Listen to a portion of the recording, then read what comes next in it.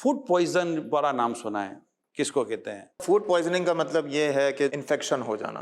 कोई जरासीम फूड में शामिल हो गया किसी भी रास्ते से, तो वो फूड पॉइजनिंग हो गई। ये ओवर ईटिंग से मुख्तलिफ है। ओवर ईटिंग तो ये है कि आपने अगर बिल्कुल साफ़ सुथरा खाना भी खाया है, लेकिन अपनी जो रिक्वायर्ड ज़रूरत है उससे उससे ज़्यादा ज़्यादा खा लिया है, तो वो ओवर ईटिंग है। ओवर ईटिंग हो। और उसके अपने असरात हैं, फूड पॉइजनिंग के अपने असरात हैं। फूड पॉइजनिंग का मतलब ये है कि अब इन्फेक्शन हो चुका है। अब वो इन्फेक्शन आपके मैदे को भी मुतासिर करेगा, जिगर को भी कर सकता है, आंतों में भी जाएगा और बहुत सारे उसके मसले होंगे जब तक उसको एंटीबायोटिक देकर, यानी ऐसी मेडिसिन जो जरासीम को उसको खत्म खत्म कर करती सके। हैं, जब तक वो नहीं दी जाएंगी तब तक वो मसला हल होगा। लेकिन डॉक्टर साहब, यहाँ एक सवाल ये क्रिएट होता है कि आपने कहा कि जरासीम, आपने फूड पॉइजनिंग की जो बेस बनाई है वो बैक्टीरिया बैक्टीरिया जरासीम है जो गए। असल में अनफॉर्चुनेटली मैं ये कहूँगा, जो जिस किस्म की हमारी हैंडलिंग है गोश्त की और जिस तरीके से हम ये पूरी प्रोसेस करते हैं, मतलब हमारा दीन माशाल्लाह हमें सफाई सिखाता है, नफासत सिखाता है।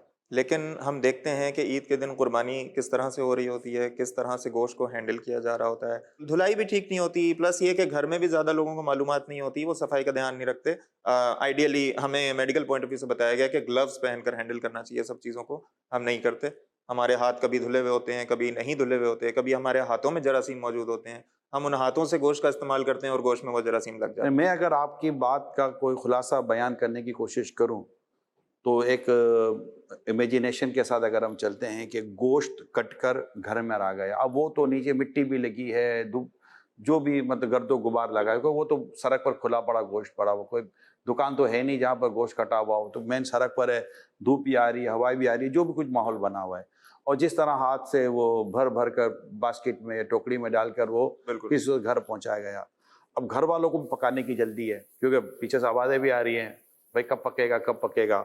अच्छा, उसने आने में भी देर कर दी, काटने में भी देर कर दी, वो भी चाय पीते पीते काटता रहा तो उसने भी काफ़ी लेट कर दिया। तो बिल्कुल। ये सारे तकरीबन घरों में ये माहौल बना हुआ होता है। अब इसका मतलब ये कि जब ये कटकर घर में आए, जो मैं समझ पाया हूँ आपकी बात से, तो जिस तरह एक आम दिनों में गोश्त दुकानों से हमारे घर आता है, हम उसके धोने को, उसकी सफाई को टाइम टेकिंग के साथ हम उसको ट्रीट करते हैं और फिर इसको प्रॉपर हम फिर बर्तन पर चूल्हे पे चढ़ाते हैं और उसका प्रॉपर पकने का इंतज़ार करते हैं। ईद के दिन आई थिंक कि ये कई चीज़ें मिसिंग हैं मिस हो जाता है। और बिल्कुल ये सही बात। इसकी वजह से जो प्रॉब्लम ना होने वाले, जो पूरे साल हमें अमूमन नहीं फेस करने पड़ते, ये ईद की दिनों में फेस करने पड़ते हैं, तो गोया कि हमारी प्रॉपर जल्दबाजी का नतीजा है। बिल्कुल, और आप ज़्यादा ये भी देखें कि चूँकि ईद पर गोश्त का इस्तेमाल ज़्यादा है, गोश्त की कंज़म्पशन हाँ, ज़्यादा आम है। दिनों में इतना नहीं खाते हम। आम दिनों में तो इतना नहीं खाते, तो ज़ाहिर है जब एक चीज़ की कंज़म्पशन ज़्यादा है, अब अगर एक चीज़ है फॉर एग्ज़ाम्पल उसका 1% चांस है कि वो इन्फेक्शन करेगी, लेकिन वो पहले 500 की तादाद में थी, अब वो एकदम से 5000 की तादाद में हो गई है, तो उस 5000 का जो 1% बना वो अब ज़्यादा बन गया, पहले वो कम था। तो अब आपको ज़्यादा चांस है कि आप कोई ना कोई ऐसी गलती कर देंगे सफाई में जिससे जरासीम रह जाएँगे, इन्फेक्शन फैल जाएगा। पहले कम गोश्त इस्तेमाल हो रहा था, अब ज़्यादा हो रहा है।